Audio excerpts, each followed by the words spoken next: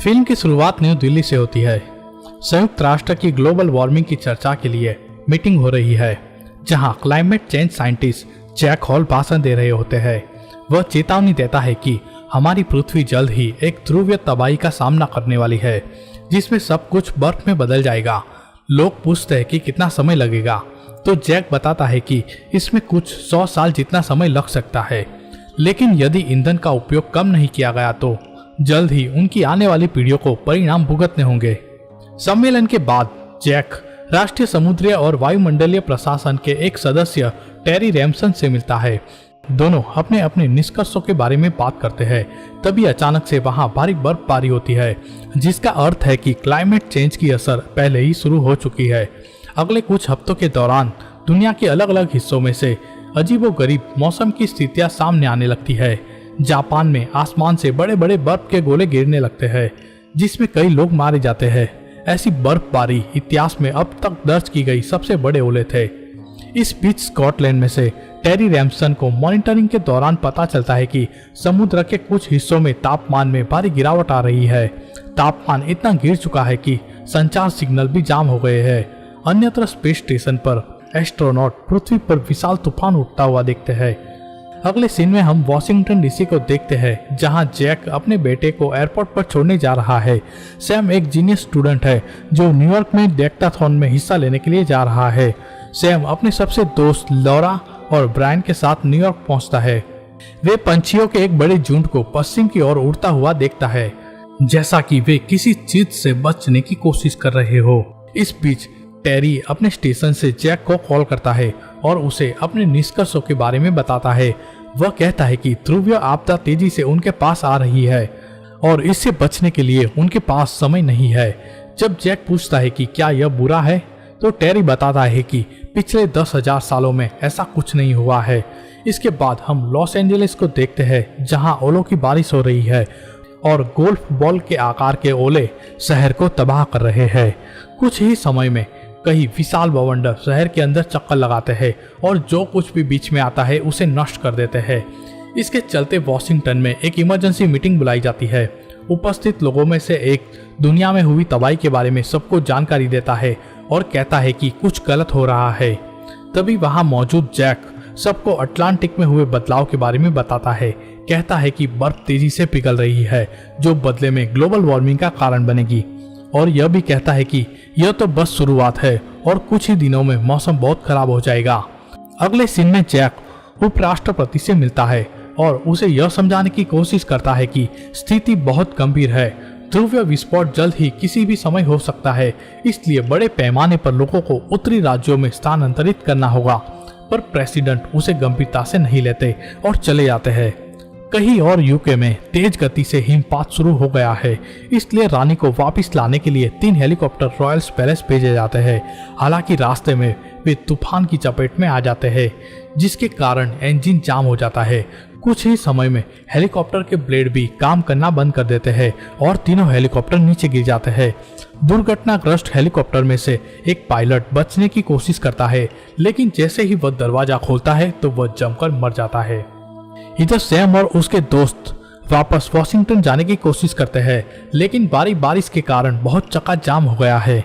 शहर से बाहर निकलने के लिए बेताब तीनों सड़कों पर दौड़ते हैं। शहर पूरी तरह से तहस-नहस हो गया है।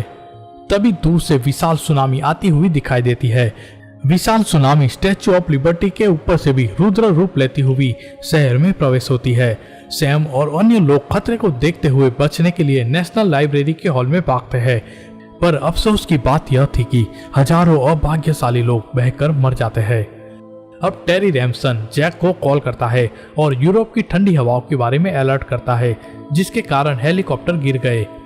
जैक को यह भी बताता है कि तूफान सबसे पहले अमेरिका की ओर बढ़ रहा है, इसलिए सब कुछ जमने से पहले उनके पास केवल 48 घंटे से भी कम समय है। इसके बाद टेरी रैमसन मौसम की जानकारी लेता है, जो देखता है कि दुनिया के अलग अलग हिस्सों में 3 विशाल मौसम प्रणालियां बन रही है और वे आकार में बड़े होते जा रहे हैं, और यूरोप के राज्यों में उसका असर भी शुरू हो चुका है। इस बीच सैम लाइब्रेरी में एक टेलीफोन की तलाश करता है, क्योंकि उस जगह पर मोबाइल फोन काम नहीं कर रहे। थोड़ी देर के बाद वह निचली मंजिल पर उतरता है, एक टेलीफोन को देखता है, जो पानी के अंदर लगभग डूब चुका है। अपने माता पिता को फोन करने के लिए बेताब वह तैरकर उस जगह पर जाता है और अंत में एक कॉल करता है। जैक यह जानकर खुश होता है कि उसका बेटा अभी भी जीवित है। वह सैम से कहता है कि उसे किसी सुरक्षित जगह रहना है और तूफान के गुजरने का इंतजार करना है। यदि वे बाहर निकलने की कोशिश भी करते हैं तो तुरंत वह जमकर मर जाएगा। यह सुनकर सैम घबरा जाता है, लेकिन जैक उसे यह कहकर दिलासा देता है कि वह जल्द ही उसे बचाने के लिए आ रहे हैं। अगले दिन हम देखते हैं कि लाइब्रेरी में सभी लोग कपड़े और राशन इकट्ठा करते हैं। तभी उन्हें बाहर से एक अजीब सी आवाज सुनाई देती है। जब वे खिड़की से देखते हैं तो एक बड़े शिप को उस जगह से जाता हुआ देखकर दंग रह जाते हैं। वॉशिंगटन में राज्य के प्रमुख की बैठक हो रही है, जहां जैक वर्तमान स्थिति की जानकारी देता है। शुरू करने से पहले वह कहता है कि अभी सबसे बुरा समय आना बाकी है। उसके बाद वह सुझाव देता है कि दक्षिण राज्यों के लोगों को तुरंत खाली करके मैक्सिको में शिफ्ट करना चाहिए। एक बार फिर राष्ट्रपति उस विचार को नकार देते हैं, क्योंकि उनका दावा है कि इतने बड़े पैमाने पर स्थानांतर करना संभव नहीं है।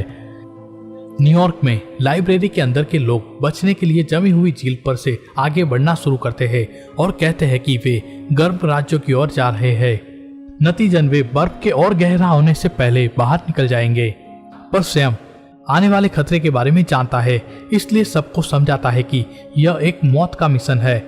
लेकिन 2-3 लोग को छोड़कर सब लोग उसकी बात को पूरी तरह से अनदेखा कर देते हैं और लाइब्रेरी छोड़कर जाने लगते हैं। इधर जैक अपने सबसे अच्छे दोस्त फ्रैंक और जैसन के साथ अपने बेटे सैम को बचाने के लिए न्यूयॉर्क जाने के लिए रवाना होता है।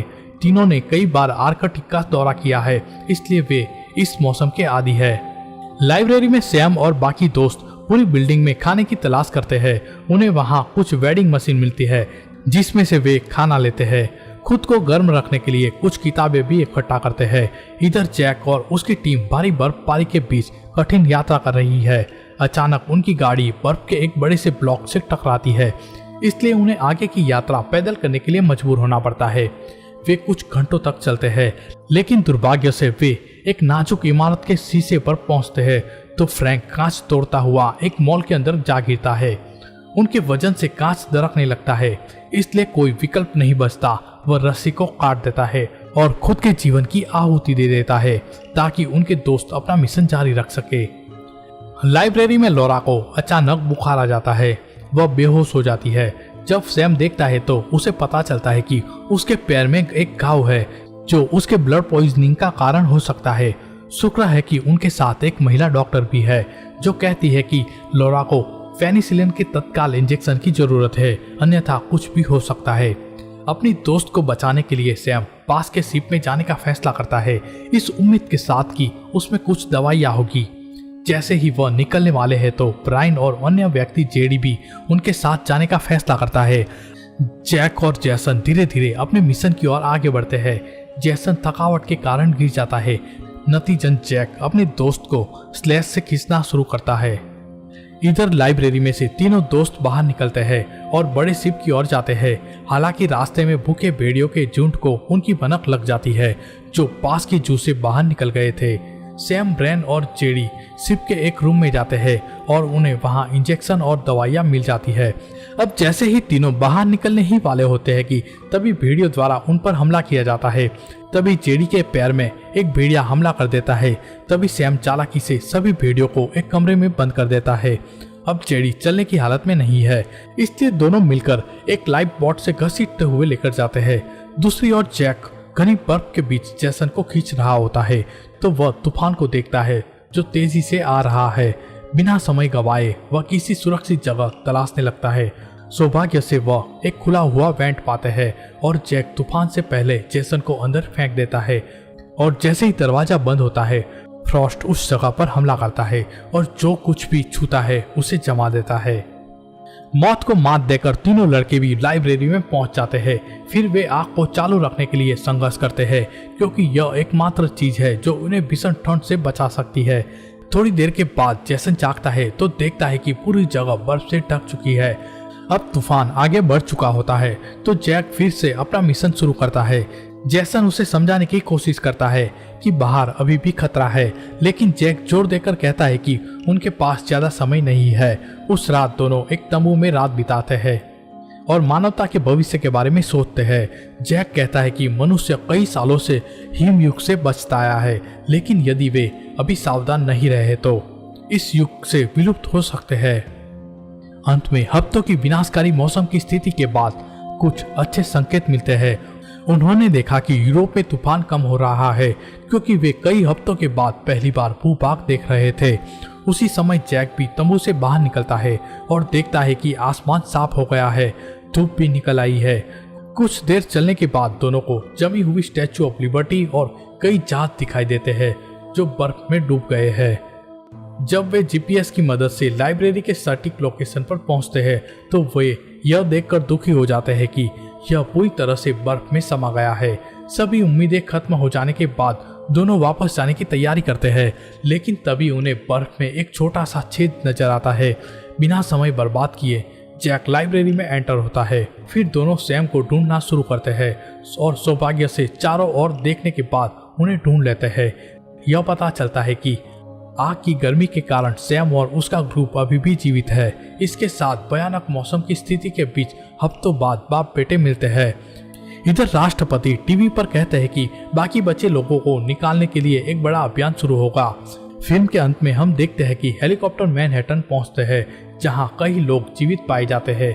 वे छतों पर जमा हो जाते हैं जो बचाए जाने का इंतजार कर रहे हैं। हेलीकॉप्टर जैक और उनके ग्रुप तक भी पहुंचता है और उन्हें दक्षिण की ओर ले जाया जाता है। इधर स्पेस स्टेशन में एस्ट्रोनॉट देखते हैं कि पृथ्वी पर अब तक का सबसे साफ आसमान है जिसे इन्होंने कभी नहीं देखा। और इसी के साथ यह फिल्म समाप्त होती है। दोस्तों, फिल्म की कहानी पसंद आई हो तो प्लीज हमारे चैनल को सब्सक्राइब जरूर कर ले।